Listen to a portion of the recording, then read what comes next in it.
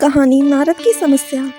एक बार देव ऋषि नारद अपने पिता ब्रह्मा जी के सामने नारायण नारायण का जप करते हुए उपस्थित हुए और पूज्य पिताजी को दंडवत प्रणाम किया। नारद जी को सामने देख ब्रह्मा जी ने पूछा, नारद आज कैसे आना हुआ? तुम्हारे मुख के भाव कुछ कह रहे हैं। कोई विशेष प्रयोजन है अथवा कोई नई समस्या? नारद जी ने उत्तर देते हुए कहा, पिताजी ऐसा कोई विशेष प्रयोजन तो नहीं है। कई दिनों से एक प्रश्न मन में खटक रहा है। आज आपसे इसका उत्तर जानने के लिए उपस्थित हुआ हूँ। तो फिर विलंब कैसा? मन की शंकाओं का समाधान शीघ्रता से कर लेना ही ठीक रहता है, इसलिए निसंकोच अपना प्रश्न पूछो, ब्रह्मा जी ने कहा। नारद ने ब्रह्मा जी से अपना प्रश्न बताते हुए कहा, पिताजी आप सारे सृष्टि के परम पिता हैं। देवता और दानव आप ही की संतान हैं। भक्ति और ज्ञान में देवता श्रेष्ठ हैं तो शक्ति तथा तपाचरण में दानव श्रेष्ठ हैं। परंतु मैं इसी प्रश्न में उलझा हुआ हूँ कि इन दोनों में से कौन अधिक श्रेष्ठ है, और आपने देवों को स्वर्ग और दानवों को पाताल लोक में जगह दी, ऐसा क्यों? इन्हीं प्रश्नों का उत्तर जानने के लिए मैं आपकी शरण में आया हूँ। नारद का प्रश्न सुन ब्रह्मदेव बोले, नारद इस प्रश्न का उत्तर देना तो कठिन है और इसका उत्तर मैं नहीं दे पाऊंगा, क्योंकि देव और दानव दोनों मेरे पुत्र हैं एवं अपने ही दो पुत्रों की तुलना अपने ही मुख से करना उचित नहीं होगा।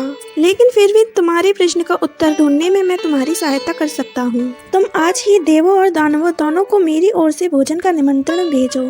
कल ही हम उनके लिए भोज का आयोजन करेंगे और कल ही तुम्हें तुम्हारे प्रश्न की देव स्वर्ग लोक में है तथा दानव पाताल लोक में है का उत्तर भी मिल जाएगा। नारद तत्काल ही असुरों और देवों को निमंत्रण दे आए।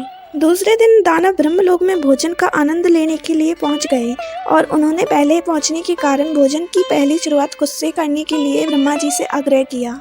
भोजन की थालियां परोसी गईं। दानव भोजन करने के लिए बैठे। वे भोजन शुरू करने ही वाले थे कि ब्रह्मा जी हाथ में कुछ लकड़ियां लेकर उनके समक्ष उपस्थित हुए और उन्होंने कहा, आज के भोजन की एक छोटी सी शर्त है। मैं यहाँ उपस्थित हर एक अतिथि के दोनों हाथों में इस प्रकार से लकड़ी बांधूंगा कि वो कोहनी से मुड़ ना पाए, और इसी स्थिति में सभी को भोजन करना होगा। कुछ देर बाद सभी असुर के हाथों में लकड़ियां बंध चुकी थी। अब असुरों ने खाना शुरू किया, पर ऐसी स्थिति में कोई खा कैसे सकता था? कोई असुर सीधे थाली में मुंह डालकर खाने का प्रयास करने लगा तो कोई भोजन को हवा में उछालकर मुंह में डालने का प्रयत्न करने लगा। दानवों की ऐसी स्थिति देखकर नारद जी अपनी हंसी रोक नहीं पाए। अपने सारे प्रयास विफल होते देख दानव बिना खाए ही उठ गए और क्रोधित होते हुए बोले, हमारी यही दशा ही करनी थी तो हमें भोजन के लिए बुलाया ही क्यों? कुछ देर पश्चात देव भी यहाँ पहुँचने वाले हैं। ऐसी ही लकड़ियाँ आप उनके हाथों में भी बांधिएगा ताकि हम भी उनकी दुर्दशा का आनंद ले सकें। कुछ देर पश्चात सभी देव वहां पहुंच गए और अब देव भोजन के लिए बैठे। देवों के भोजन मंत्र पढ़ते ही ब्रह्मा जी ने सभी के हाथों में लकड़ियां बांधी और भोजन की शर्त भी रखी। हाथों में लकड़ियां बंधने पर भी देव शांत रहे। वे समझ चुके थे कि खुद अपने हाथ से भोजन करना संभव नहीं है, अतः वे थोड़ा आगे खिसक गए और थाली में से अन्न उठा सामने वाले को खिलाकर भोजन आरम्भ किया। बड़े ही स्नेह के साथ वे एक दूसरे को खिला रहे थे और भोजन का आनंद ले रहे थे। उन्होंने भोजन का भरपूर स्वाद लिया, साथ ही दूसरों के प्रति अपना स्नेह और सम्मान जाहिर किया।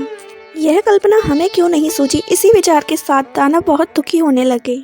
नारद जी यह देखकर मुस्कुरा रहे थे। नारद जी ने ब्रह्मा जी से कहा, पिताश्री आपकी लीला अगाध है। युक्ति शक्ति और सामर्थ्य का उपयोग स्वार्थ हेतु करने की अपेक्षा परमार्थ के लिए करने वाले का जीवन श्रेष्ठ होता है। दूसरों की भलाई में ही अपनी भलाई है, यह आपने साफ प्रमाण दिखा दिया है और मुझे अपने प्रश्नों का उत्तर मिल गया है। ब्रह्मा जी को सबने प्रणाम किया और वहां से विदा ली। मित्रों, हमें यह जीवन सिर्फ अपने स्वार्थ के लिए नहीं मिला है। यदि हम इसका उपयोग परोपकार के कार्यों के लिए करते हैं तो निश्चित ही रूप से हमें इसी जीवन में स्वर्ग की प्राप्ति होगी।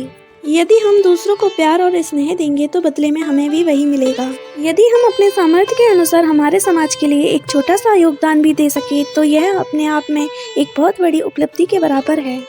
ऐसी ही आध्यात्मिक कहानियों के लिए इस चैनल को सब्सक्राइब करें और इस वीडियो को लाइक करें, शेयर करें और कमेंट बॉक्स में कमेंट भी करें। जब तक हम मिलते हैं एक और नई कहानी के साथ।